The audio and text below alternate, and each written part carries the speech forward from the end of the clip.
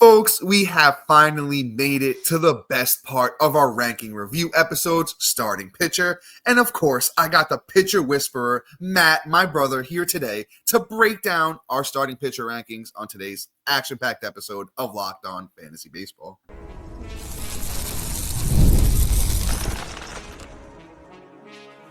You are Locked On Fantasy Baseball, your daily fantasy baseball podcast. Part of the Locked On Podcast Network, your team every day. Hello, fantasy baseball fanatics, and welcome to the Locked On Fantasy Baseball podcast, brought to you by the Locked On Podcast Network, your team every day. As always, we're your number one source of fantasy baseball knowledge, and thank you for making us your first listen each and every day. I'm your host, Dominic Martino. You can find me on Twitter at DomMartinoFB. Here, as always, with my brother, my co-host, my partner in crime, the pitcher whisperer, Matthew Ane. You can find him on Twitter at Matthew_Ane. And if you're watching on YouTube and you haven't already, hit the little bell below. It will subscribe you to the channel and give you a notification every time we drop a new episode. Or if you're listening on the audio side of things on a platform like Apple or Spotify, please give us a 5-star rating and review if you can. We truly appreciate it. And what's most important to you guys and Matt and I this time of year, give us a chance on the Subtext platform.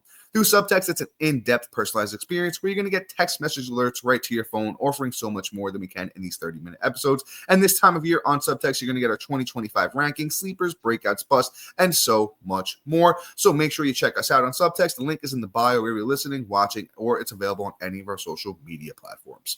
And all right, Matt, we're getting right into it today. And folks, if you don't know, you heard me say it up top. I got the pitcher whisperer himself here with me today. And, Matt and I specialize in starting pitching, out of all the positions. And, Matt excels very, very well at this. So, Matt, why don't we just get into it and throw the rankings up there for the people on the tubes. And why don't you read off your top 12 for the season? All right. First off, you're trying to make me blush. I see. Well, hey, I'm just telling the truth. Listen, the people have donned you the pitcher whisperer. So, I mean, we just have to go with it now at this point. I mean, yeah. All it takes is somebody to say it once, and then we just pretty much run with it. But yes, I am pretty good at this. But anyway, let's get into it. Let me not toot my own horn. So look, my rankings consist of this. Is top 12 is pretty solid, and then it gets a little, just like outfield, it gets a little ambiguous at the end, and you're pretty much got to walk away with whoever you feel the most comfortable with. So my top is Tarek Scubal, Zach Wheeler, Paul Skeens, Logan Gilbert, Corbin Burns, Cole Ragans, Garrett Cole, Crochet, Yoshinobu Yamamoto, that's a mouthful, George Kirby, Luis Castillo, and Michael King. And all right, I'll jump in here and give you guys my top 12. And once again, off the top, Matt and I, rankings are, geared towards 5x5 head-to-head categories leagues. We'll always give you a little bit of a point spin as we talk about these guys, but that's what we gear our rankings towards. So my top 12 starting pitchers for the 2025 season go as follows. At number 1, I got Tarek Scubal. At 2, I got Paul Skeens. At 3, I have Zach Wheeler. At 4, I have Corbin Burns. At 5, I have Logan Gilbert. At 6, I have Blake Snell. At 7, I have Garrett Crochet. At 8, I have Cole Ragans. At 9, I have Chris Sale. 10, I have Garrett Cole. At 11, I have Yoshinobu Yamamoto. And at 12, I have Dylan Cease. And all right, Matt, I got to let you take the wheel here, brother. I don't know if there's somebody you want to talk about. I don't know if there's somebody in my rankings that you're just like, why do you have that guy there? But, since you are the master here, brother, why don't you take the wheel here? So it's wild. So, I guess if you're looking at our rankings on YouTube, there's big differences in our rankings with two different player names, right? Like Dom has Garrett Crochet and in his top 12 at number 7, and Dylan Cease at 12, where my difference is King and Kirby. So there's one more there. There's one more there at number. Matt, I have somebody at number 6 that you moved down recently. Maybe we should. Oh yes. There. Oh, and Blake Snell. So I guess yeah. So I didn't see that. Interesting. So I guess that makes. Who else is our difference then? I guess it's we'll figure it out. Anyway, we'll just go with this. Look, I'll let you take a pick, whether you want to defend yourself or not on Blake Snell, or why you have Garrett Crochet in there. Why has he officially been deemed in the top 12? Or why do you feel like Dylan Cease can actually be an SP1? Pick any from any of those three, and then, I'll play the other side. I think the one that I'll start with, because it's the one I might be the highest in the industry on this guy. So I think I need to defend myself on Blake Snell and why I have him SP6. I think that like the outrage of Blake Snell has gone a bit far, right? We know who he is. We know there's like a 99.9% chance that he is probably not going to be good for the first month of baseball. But after that, he shows up to play. And after that, he's one of the best starting pitchers in all of the game. So I just don't really see, the reason to not take a guy like Blake Snell, as an SP1 when we know what we're getting for the most part, right? I'll say this: Blake Snell's last 14 starts last year, it was 80 innings, 114 strikeouts, a 1.23 ERA, a 1.77 FIP, which is fielding independent pitching, an ERA indicator.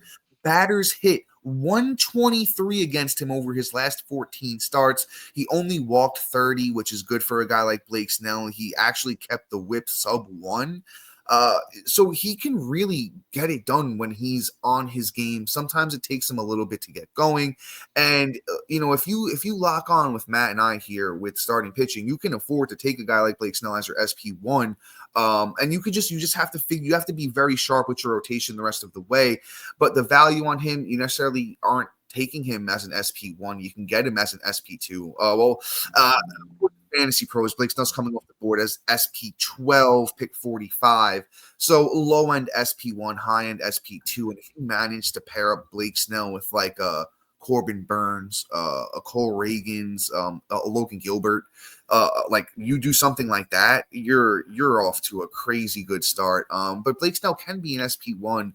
And then even if you look at the underlying stuff, right, even if you want to take that, metric to it, and even for the whole season last year where he was not good to start off, every single underlying stat looks fantastic except the walks. And we know Blake Snell gives up too many walks at times. But I told you, over his last 14 starts last year, sub 1 whip. I just love Blake Snell. We know he has the talent. It's just not always there. And like, here's my deal, right? Like, so before everything started coming out and like before I believed in the 6-man rotation, Blake Snell was in my top 12. Just like this wasn't like an indictment on Dom at all. Let me just put that out there. It's more of I am scared of the 6-man, and which I feel like they have an 8-man rotation when everybody's healthy. And you hear, and Dom says it too, when are they all going to be healthy? Well, they're all healthy opening day unless 3 of those guys go down to TJ, and then Blake Snell has an opportunity to pitch 200 innings. So that's part 1. Part 2 is, the more you look into it of his track record, take out last year because the Giants did him a disservice. And you look at just the last 2 years and you just say, okay, 23, he found a way to be successful the whole year. You look at what he did that whole year and you're like, he pretty much had a 2.85 ERA in the first half, and then he got even better in the second half with a 1.54. 22, it looks a little bit more like his character, right? He had a 5.22 ERA and a 2.19 ERA in first and second half split.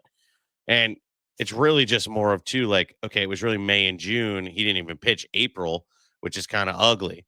He just, one is usually hurt. 2 is a slow starter because he's usually hurt at the beginning of the season. And then he just pretty much rocks and rolls. The one time he managed to pitch 180 innings, he was absolutely brilliant.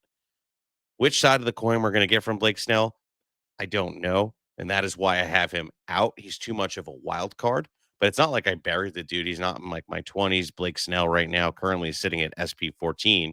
And that's a more reasonable one. You're getting him as an SP2 in a lot of leagues, depending on when you want to spend on him. It's just really just a matter of safety net and being conservative in your top 12. Who is going to be your SP1? You need to be a little bit more safe. And you know what? You look at my rankings, and it is a little bit more on the safe conservative side. I don't have many big swings, and that's kind of what I try to do on my top 12 for my pitching. You solidify your rotation, and then you build out and you take bigger swings later with guys that have higher upside and have a higher chance of ROP. And that's really what it is with Blake Snell. I prefer him as an SP2. You'll most likely get him in as an SP2. It is what it is, but Dom, I won't fault you. I just can't take him over guys like, Garrett Cole, Chris Sale, Yamamoto, who is on the same team, George Kirby, Castillo, and King. And we can get into why I also have him in that, but I don't think I have enough time in this moment. So here's the deal, right? I won't jump into Yamamoto to the second half, but I will let you know at some point. We'll talk about why I have him there and not Blake Snell coming up later.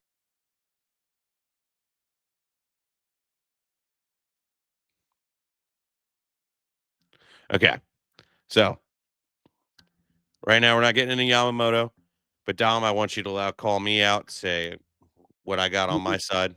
Real What are you quick, I do feeling? want to give one final thought on Snell. Just one thing to put the Mhm. bow on my argument here. I want to take the last 3 years for Blake Snell, and I'm total right. He 76 starts, 2.82 ERA, 412 innings pitched, 550 strikeouts, and a 1.15 WHIP. For a guy that's known for having bad control, a 1.15 WHIP is not bad at all. A 2.82 ERA is elite. With a 2.98 FIP and monstrous strikeout totals, and now he's on a team where he's going to win a bunch of games.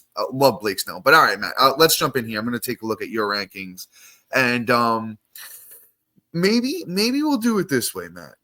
Because you're probably one of the low guys in the industry on Mr. Garrett Crochet, and I know you wanted to talk about him a little bit, so maybe Mhm. we won't reveal your ranking because the fans will see that one maybe coming up in the part 2 or part 3, depending on where you have him ranked. But we see he's not in your top 12. ADP has him even higher than I do as SP6. So why are you a little bit lower on Garrett Crochet? So, I mean, here's the deal, right? Like, yes, he moves over to Boston. I like it. I like the move. I like that he escaped, the White Sox, all that wonderful stuff. He had a really good year last year. The problem is, what is his innings going to look like next year? He also has a bad attitude. And usually that doesn't come into play with, real with fantasy baseball. It's only real baseball. But if you remember when they were talking trade deadline, yeah, I'm not going to allow a trade unless, pretty much I get starting position or come in as SP or you're going to pay me. So I don't like that attitude and I don't like that for my starting pitcher as my SP1. I'll take him as my SP2. Um, and two, the injury, the innings concern. He only was able to pitch 146, and teams were getting scared of it, scared of seeing him go surpass that, right? And if you look at what his total innings over his career, and you look at in 23, only pitched about 12 innings. In 21, he pitched about 54. In 20, he pitched about 65, and that's it. That's his track record. And that in 20, and you know what? In 2020, it was partially in the minors and partially in Tennessee. And then the 65 was in Tennessee, which is not a baseball team in the bigs, it's in college. So, do you really think as your SP1 that he's going to go and whiff 180, 190 innings? And even if he does get it, is he going to be able to stay healthy, not break down, not deal with fatigue? And he's going to be a great first half catalyst. He's going to be phenomenal. And he's going to be the first guy that you're going to be counting on going into the season that you took as your SP1. And he's going to be the first guy that deteriorates on your team. And you're ending up with this awesome first half experience. And then, wow, my rotation doesn't look as strong with Crochet's terrible second half. You know, if he goes on a 180 inning pace, he's before the All-Star break, he's already going to be at 100 innings. And he's going to have probably 80 more innings to go with a short period of time. He's going to get smoked out, and I have a feeling he's going to start teetering off. We saw it with other guys, and that have been in the same position. That is the reason why I just haven't brought him into the threshold of SP12. The talent is there. Next year, I 100% feel if he just even repeats what he did last year, he will be in my top 12. But he needs to get the mileage before I can trust him as an SP1 because I know he can do it. It's not questioning talent. I'm questioning endurance. Yeah, man, that's actually a solid assessment of Crochet, and I think that's all that anyone really questions is if he can get out there and do it. The talent is undeniable. He's got the big fastball. He incorporated the cutter last year with interesting results. It wasn't great for him, but it's a good to have the cutter in there to throw, batters off. He's got that big sweeper and that good changeup. I love the pitch mix for the kid. He's like I said, the stuff's elite. Good team, Boston, love it. Just like Matt, you think you hit the nail on the head. He has to just stay on the field. I'm not necessarily super worried about like a crazy innings limit. And even if he does throw, like, even if it's 155, 160 innings, even the top end starters are barely throwing 200 these days. So it's not going to kill you. You would like more innings from an SP1. And I'll say this. Matt, I think you hit the nail on the head with something else too.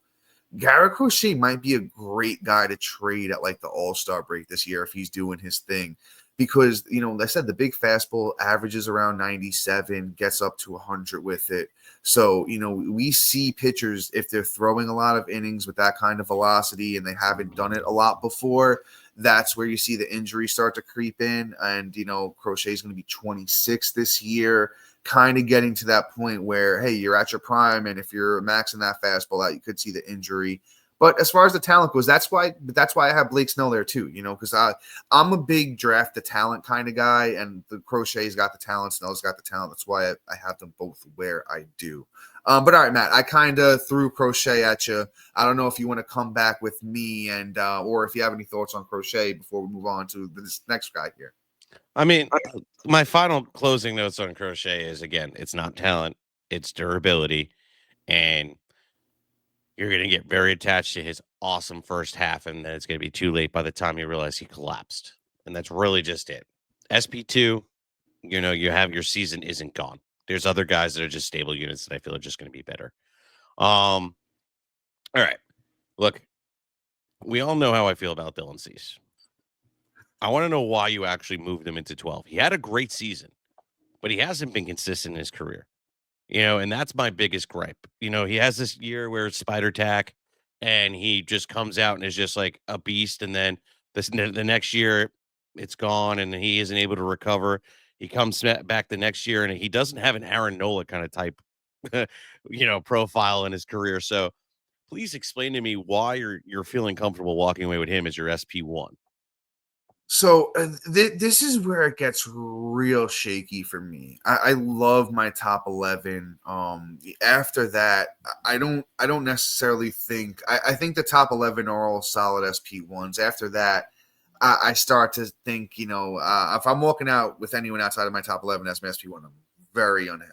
I'll leave it at that. But I do like Dylan Cease. There's I don't want to say upside here because I feel like we saw what Dylan Cease's upside was last year. The mid threes ERA, 189 innings for Cease last year. Of course, he went over to those Padres, and he made that change that Crochet's making this year, leaving that White Sox team, getting that breath of fresh air. He goes to the Padres, which are a notoriously very good team for starting pitching. Even look at what Michael King did last year, and you know what? The proof is kind of in the pudding, almost a little bit. Dylan Cease added 3 new pitches last year. He started throwing that sweeper. He started throwing that cutter. He started throwing that sinker. Varying results, but the sweeper was really good. He threw it, only 4% of the time, but, batters hit 200 against it, kept them off their toes, gave him another, off pitch besides that knuckle curve.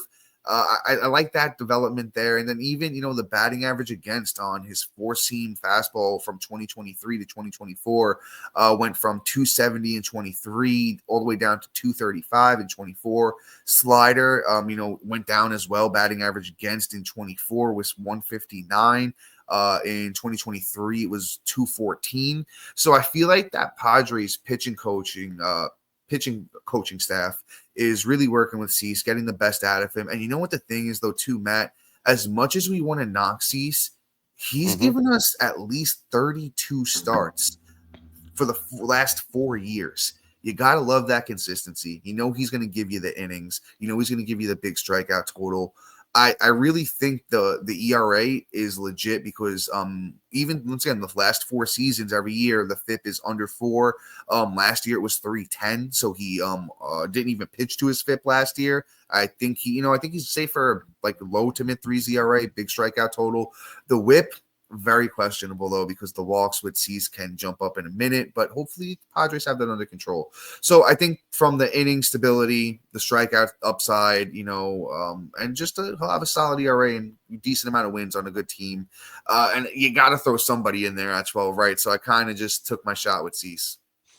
So I mean, you make a lot of good points. Quite honestly, I'm You make me want to move him up on my rankings, but not move him into my top 12. So if you guys are, I haven't really shown expressed my love for Dylan Cease since we've been on the show, but Dylan Cease has actually been one of my guys I've called out I was gonna forever. say that. I can attest to Matt's been a big Dylan Cease guy since back in the day. And I called the year where he had an incredible career year. Like that was my year. But there was a lot of holes I saw and I poked in, and that's pretty much it. But I always knew the dude had something in him. And I think that's pretty much the ceiling. The thing is it's very volatile. Even though you said, you could play closer to the FIP and he can have the lower 3 ERA, I just don't think it's in him. Even with the move to the Padres in San Diego, right? I just he gives up too much hard contact, and that is my biggest gripe with him. Even with the bigger park, you know, he gives up too much hard contact, and it's just it can go any which way. The walks are ugly. He allows guys to barrel quite often and allows hard contact at 38.6% of the time and doesn't produce enough ground balls to kind of, you know, sur- supersede or to mitigate the damage with those kind of with that kind of production. And that has always just been my biggest issue. And I just realized time. So what I'm going to do is I'm going to finish this take on the other side of this. And I'm seriously going to dig into why Dylan Cease I just don't feel is an SP1 coming up next. And all right, folks, when the game tips off, the NBA action is just getting started, and there's no better place to get in on it than FanDuel, America's #1 sportsbook. With FanDuel, you can place live bets throughout the game, so even if you miss the opening tip-off, you can stay in the action. And if you're looking for an even bigger payout, you can combine your live bets into a play. Personally, I love using FanDuel's live betting feature because it keeps every moment of the game exciting. Whether I'm backing my team, late game rally, or picking up a player to hit a clutch three, I never feel like I missed my chance. And all right, guys, gave it to you. If you were here, Cleveland, man, the Cavs told you love Evan Mobley. Darius Garland's been going off. That whole team. If you can get in on any of that action right now, I would take it. So once again, any of those Cavaliers players, I take the points, assists with Garland, blocks of Mobley. Make sure you get in on it. And once again, right now, new FanDuel customers can get $150 in bonus bets.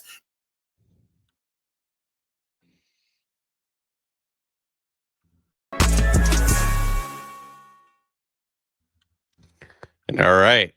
So Dom looks like he went green screen on us. Probably his computer died. But let me finish my take on Dylan Cease now. Kind of like finish where I was at, and we can come back. So ultimately, he gives up he gives up enough where it makes it dangerous, and why I think that the low threes ERA, the sub 2 is just not obtainable. And you mix that in the with that, and it's just like, okay, cool. Do you really think he's going to do it even with the FIP? Um, it's just really upsetting, and it just makes me not want to have him as my SP1, and that's really just what it is. I'm not comfortable, and I don't think you should be either. You need a little bit of conservative with your SP1. I said at the top of the show, and he kind of just makes things like too much of a risk for you, and I just don't think you should do it. SP2 all day long. It's not like I have him buried in my rankings either. You know, I have Dylan Cease. Actually, he's got to come up. I do have him a little bit too low. He'll be up in my rankings after this episode. But again, SP2 maybe is it, but you're not going to get him at that price. So it is what it is. So with Dom here not being able to call me out, I guess what I could do is speak about Yamamoto and why I feel like, okay, having him in my top 12 over his teammate, Blake Snell, and why I feel confident in him versus Blake Snell. And it really just comes down to one, the kid is young, they paid him, and I feel like we don't have enough track record to really doubt whether Yamamoto or not is going to be able to going to be bad or not. When he was coming into the league, he was being drafted last year as a top 10 starting pitcher because we know the talent. Okay. If anything, the six-man rotation kind of helps Yamamoto. He has the ability to pretty much just perform out the gate, unlike the question marks surrounding Blake Snell of having a bad first half. And I feel a little bit safer with that. That's part one. Part two, you look at what he's done overseas before hitting the bigs, and it's really, really enticing. You look at what he did. Um, and I guess the team is called Oryx, right? So through 171 innings, he had 176 strikeouts. He had literally a 1.16 ERA with a whip of .86. And those stat lines pretty much consistent throughout his whole career overseas. Now, yes, it's Japan versus, the MLB. But when a guy has that kind of talent, it usually translates about like 85 to 90%. And in some cases 100. I mean, I don't think this is obtainable. The sub 2 ERA almost every year of his career, no. But he does have the stuff to do it. The upside is there, and even with the innings limit, I think he'll still hit about 160 in that six-man rotation. We just won't have those beautiful two-start weeks from him, and I could live with that. There's safety in him. The strikeouts are going to be somewhat quantifiable and justifiable. I have him at 9, so I'm okay with it ahead of two guys that we still don't have an upside. Michael King has the possibility to have higher, ceiling play in terms of the strikeout position as this Castillo in a bounce back season. But and Kirby and him are almost the same player. The only difference is between him and Kirby is Kirby's just going to get more innings. But other than that, it's just the upside is better with Yamamoto. I think there's another level in the strikeout categories. So I just feel like I could trust him versus Blake Snell with the safety and the fact that the upside I feel is way higher with him than anything else because I'll get a full season versus a ridiculous second half. Are we good, Dom? Yeah, I'm sorry about that. Little technical difficulties over here on my end, but let me jump in on some Yamamoto talk. I love me some Yamamoto too. We're not too far off on him. He looks healthy. He looked good in his first spring training start. Got a couple strikeouts through 27 pitches, and that's what we want to see. He's coming off that shoulder injury. We want to see more of that from him. I'll agree to disagree on the upside. I think Blake Snell's way higher strikeout upside. Blake Snell's just a monster when it comes to striking guys out. Yamamoto's good. Don't think he's on that Blake Snell level. And like I said, I'm a big draft the talent kind of guy. Unless you're playing in like a deeper league where you got to play it safe, like those 15 mans, or you got 5 outfielder, corner, infielder, weird layout. I'm always drafting talent. Yamamoto's very talented. I think he's the last of the the SP1s that I'm really comfortable taking there. But then again, he's a strong guy. I don't really have too much else to add because we're 2 spots apart on Yamamoto. I think we feel very similarly about him. Let's jump in here, Matt. Let's do something here that we kind of been doing on these episodes. If you want to jump in first, who's your favorite target? Who's outside? And that's if you can mention if it's somebody we already spoken about. But if it is, who else besides that person is your favorite target to grab as your SP1? So the value is literally unparalleled on Cole Ragans, Yamamoto, and Luis Castillo. Like legit, like they are the forgotten bunch. You saw in the mock draft episode on Monday that I was able to get Cole Ragans and Luis Castillo as my 1-2 punch because they're just forgotten, and ADP does not have Castillo as a top 12, which I think by draft time everybody's going to start realizing he's an SP1. But Ragans is one of my favorite ones, and Yamamoto too. If I could walk away with 2 out of those 3 in a draft, I'm pretty happy, and I don't have to pay the top 4 price for them. That is the best part of it all. So those are my 3 targets out of the top 12. As much as I'd love to have a Skubal, the pterodactyl himself, and I do want to do this because I haven't done this on this. Finally got on top of him. I can't pay the price for the top 3. And as much as I want Skeens, I can't afford it. Logan Gilbert's I would love to have if he falls to the right price, but it's just not a good enough price for me to be able to draft either one. I hear you on that, Matt. Definitely like me some Cole Ragans. called him last year, called his breakout, and I called my boy Skubal too. But my favorite target right now is Corbin Burns. NFBC ADP for the last month is pick 38, so you can still get him in that late third, early fourth round. I think that's the sweet spot to grab a starting pitcher. And listen, Corbin Burns was the SP1 for like 3 years running, man. And I think he could still regain that strikeout upside. We saw it at the end of last year. He goes over to Arizona. Welcome to the club. He goes over to Arizona, fresh start. Hey, listen, I've had Corbin Burns in all my keeper leagues for years. I have a Corbin Burns Brewers jersey that I've worn on this podcast before, so I don't want to hear it with my boy Corbin Burns. Love him. Right now, I think he's someone that has that upside to, go back to being a low 2s ERA or not lows, but mid to high 2s ERA with the big strikeout numbers and the good whip. I think he's got another run in him. So Corbin Burns right now is my favorite guy to grab as a SP1. Matt, any final thoughts here on the top 12 before we head out for the day? It's pretty wild this year. The top 12, if you play your cards right, you'll be able to get 2 out of the 2 guys in the lower perspective, specifically the 3 guys you named. It's really nice. And if you're a Blake Snell guy, you can even get him in that mix too. The value is unprecedented. It's lovely. So don't feel bad. Don't reach early. The position can just be pretty much pushed back until the 4th round at most. And if you like somebody that's there in the 3rd, I wouldn't be upset with you. But it's so nice to not have to worry about starting pitcher for the first 2 to 3 rounds, and it's great. I've even waited to the 5th round because that's where Yamamoto goes. You can stack up. Yeah. And it is a big difference in teams construction. I'd give you more time, Dom, to finish, but it looks like I took all the air in the room. Please like, subscribe, comment, rate, review. Do everything you can to share this podcast. It truly means a lot to us. We love our fans. You guys are the best. And if you're new, we love you too. And when you're done, check out our boy Sully over at Locked On MLB. Puts on a great show. Covers real baseball. But with that being said, guys, have a great rest of your day. Peace. See ya.